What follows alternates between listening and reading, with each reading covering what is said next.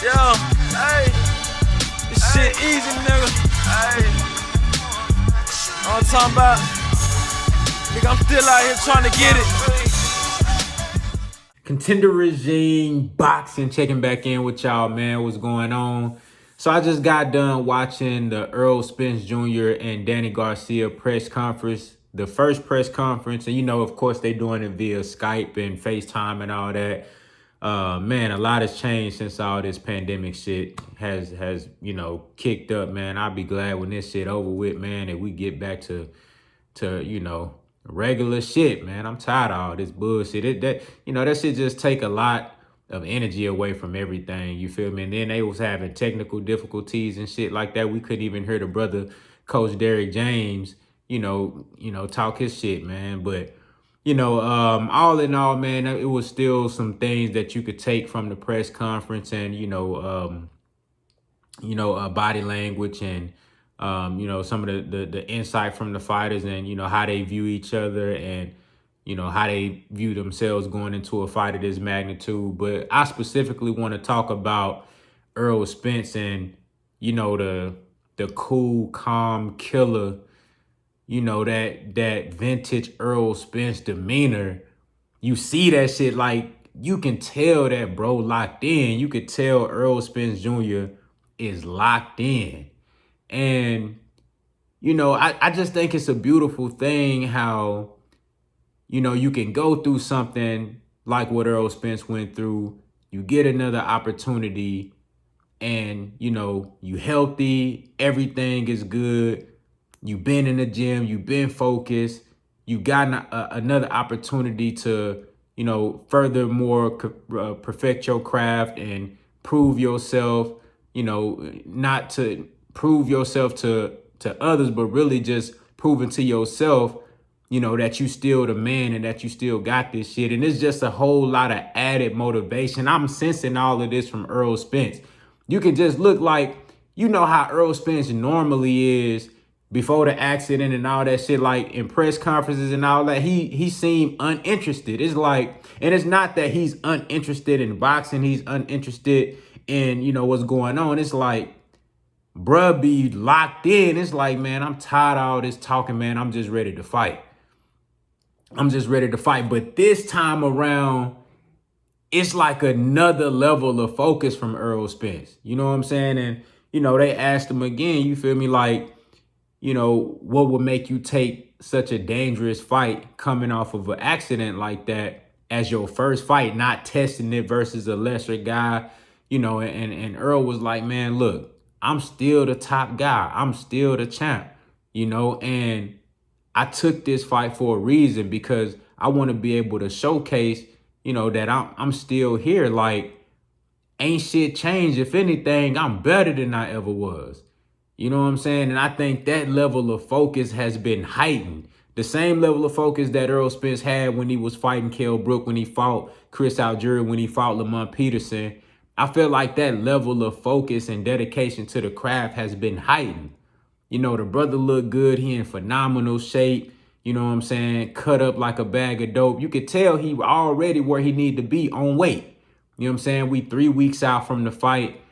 And it's exciting to me to see a guy like Errol Spence get another opportunity and to see him take advantage of it. Aside from the fight ain't even here yet, but I saw Errol Spence do the work. I've seen the evolution from him first coming off of the accident, being overweight, being out of shape and shit. I've seen him gradually put the work in and grind and stay dedicated and stay out the way, stay quiet, where everybody asking questions like, man, what's going on with Errol Spence? Why he ain't talking out? Man, bruh been locked in, getting it in. You feel me? Training, working hard. Now look at him. You feel me? He in phenomenal shape, probably the best shape that he ever been in before a fight. You know what I'm saying? And I truly believe that we're about to get a classic, we're about to get a career-defining performance from Errol Spence Jr. I think we're about to get one of the best Errol Spence Jr. performances we ever seen. And what's so great about this and what makes this fight so intriguing, aside from the fact that it's a spectacular stylistic matchup, you got Danny Garcia, who's primarily a counterpuncher with great power, big haymakers, and, can box. Then you got Errol Spence, the boxer puncher. Both guys are boxer punchers, but then you got Errol Spence. He's, fundamental boxer puncher, with so many different special abilities. Whether you're talking about the body attack, you don't see anybody in boxing go to the body like Errol Spence. That's some old school shit. You look at the ability to control the distance. You look at the jab. You look at the ring IQ. Errol Spence is a very, very special fighter. And when you match these two styles up, I mean, not even just talking about the stylistic matchup, I feel like that should be a given. You know what I'm saying? But what makes this shit so intriguing is the fact that, we got a motivated and highly determined Errol Spence, but then you got a highly motivated Danny Garcia as well, who understands that, bruh, this might be my last. Number one, this is his first pay-per-view headline. He did fight on pay-per-view on the Mayweather undercard when he fought Lucas Matisse, put on a fantastic performance. But this is his first time headlining a pay-per-view. You got big money, big headline pay-per-view. You're going to have fans in the stadium. This is a huge deal for Danny Garcia, and you fighting for 2 titles. If you win this fight, you are a unified champion at 147. You are beating the man, and you become the man if you're able to pull this victory off. There's a lot at stake for Danny Garcia, and if he loses this fight, I'm not going to say he's not going to ever get another opportunity, because Danny Garcia is a great fighter. Danny Garcia is a guy that's put in the work. He has a wonderful resume, and his pedigree, his background is impeccable. You can't question it. His background is unquestionable. You cannot question the work that Danny Garcia put in to get where he is today. But he may not ever come across this particular kind of an opportunity again to become unified champion, to fight, to headline a pay-per-view. He might not get this opportunity again, and Danny Garcia, he recognizes that. Angel Garcia, they understand that over there. So they gonna be on their best shit. Danny Garcia gonna bring his best shit. Danny Garcia, like he said, fights like this motivate me to eat the right meals, you know what I'm saying, and make sure I'm in the gym, make sure I'm focused, you know what I'm saying? So you gonna get 2 guys that I believe are gonna be at their best, but more specifically with Errol Spence, man, the focus, bruh, people in the comments talking about he looked like he about to go to sleep and shit, bruh, just like, he locked in. You say he looked like he about to go to sleep, and he looked, eyes low. That's classic Errol Spence shit. That's vintage Errol Spence. But the crazy part about it, when they put that mic on him and he get to talking this shit, you don't hear nothing but real nigga shit come out his mouth. That's all you hear. Real, true champion type shit. You feel me? Bruh said he gave Danny his props. He said, these are the things that I believe Danny do great. And, Danny gave Danny his respect. But at the end of the day, he said, look, man, I'm a fighting motherfucker. Like, this what I come to do. You feel me? Man, bruh ain't with all that talking shit. He locked in, bruh. He ready, dog. You know what I'm saying? And I just believe that stylistically, Danny Garcia, this is perfect for Errol Spence stylistically, because considering the Mikey Garcia fight, Mikey Garcia, like Danny Garcia, was a counterpuncher, but he was a smaller guy coming up, really was not willing to engage. Like Angel Garcia said, this ain't, Mikey was just looking to survive. You know what I'm saying? He wasn't looking to win the fight.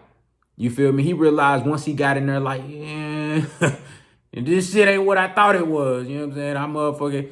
I need to get some glasses or some shit. What I thought I seen, that really wasn't what it was. And he realized that after about round 2, round 3, he like, man, look, let me just get up out of here. Mikey Garcia was like, shit, let me get up out of here, shit, without getting my head knocked off. Let me just make it home. You feel me? But like Angel Garcia said, look, we ain't coming to do that. We coming to win. Like, this ain't none of that we just trying to survive type shit. We coming to win. So the point I'm making is that, yes, Danny Garcia, like Mikey, is a counterpuncher, and he does wait on you to be first. But Danny Garcia gonna let them bitches fly. He gonna open up and he gonna fight.